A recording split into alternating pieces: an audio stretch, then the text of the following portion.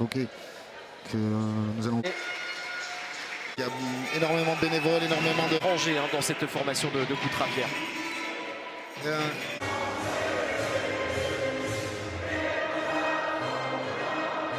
Un point actuellement. Communion avant le début de ce match. C'est dernier avec Koutra et c'est Koutra qui va donner le coup d'envoi de cette finale de la Coupe de France. Et ça part 50 secondes encore à jouer avant la fin de cette première période. Pour l'instant que c'est serré.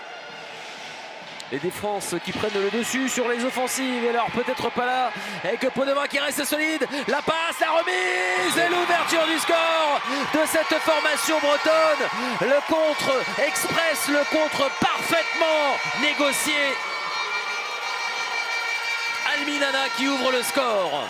1-0. Alors là, l'entraîneur Coutrillon avait décidé de faire jouer des joueurs extrêmement rapides qui étaient tous montés.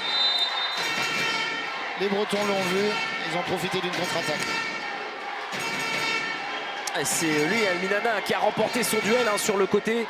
C'est lui qui était à l'origine, la passe elle est parfaite, la remise l'est également et petite déviation parfaite aussi pour venir propulser cette passe. Les joueurs essayer de faire sortir les gardiens de leur match en les laissant tranquilles.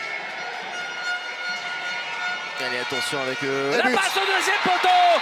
La finition extraordinaire de Raoul Fernandez qui vient faire exploser cette patinoire au Milou du Cortiou.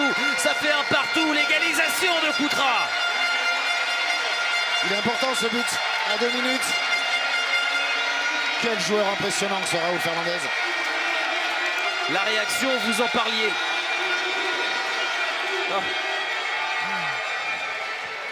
Allez, ça vient chambrer un petit peu là. Ça va rentrer dans le. C'est ça, on essaie de se rentrer dans les têtes, c'est incroyable. Du coup, Dinan Clever demande un temps mort afin de calmer et d'installer une stratégie qui reste pour les 2 prochaines minutes. On le voit sur le. Oui, attention à cette balle qui a été récupérée. Guido Pellizzari avec le lancer. Oh, qui trouve le chemin défilé. Non, c'est l'arbitre. Oh là, oui. Même la main à la poche, il l'a vu. Je ne sais pas ce qui se passe. Alors, est-ce que le but va être attribué? En tout cas, la célébration est totale pour ces Bretons qui mènent sur le score de 2-1. Le but est la réponse de Pellizzari. Important que l'on va revoir.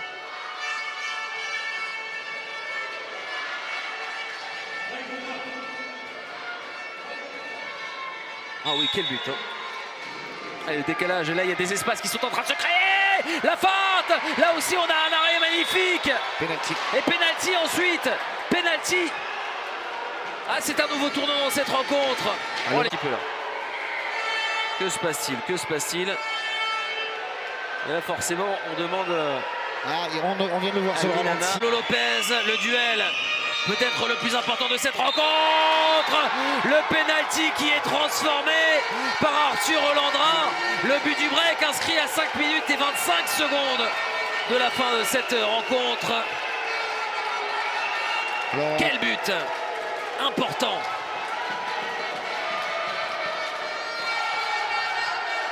Et toute la joie, et on revoit se lancer à ras du sol de Arthur Landrin. Qui est resté calme. Il a reçu. Harangue leurs joueurs. Il propose un grand spectacle là. Raoul Fernandez est kinésithérapeute sur Koutra.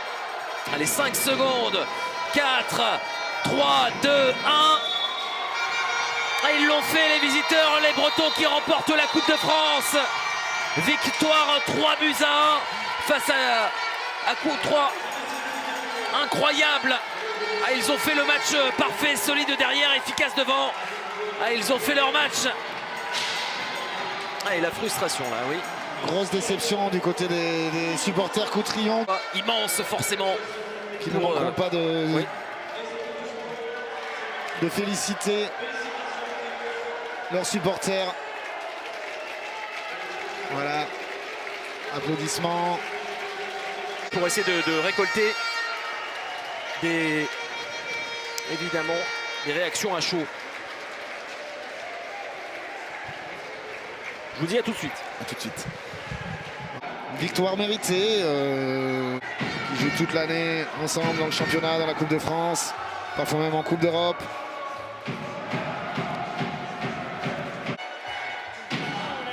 Des Bretons fidèles. Victoire en championnat.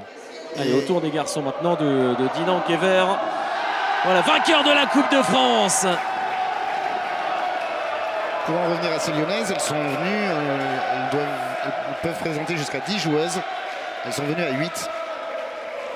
Donc elles n'ont pas eu beaucoup de changements. Elles ont eu elles sont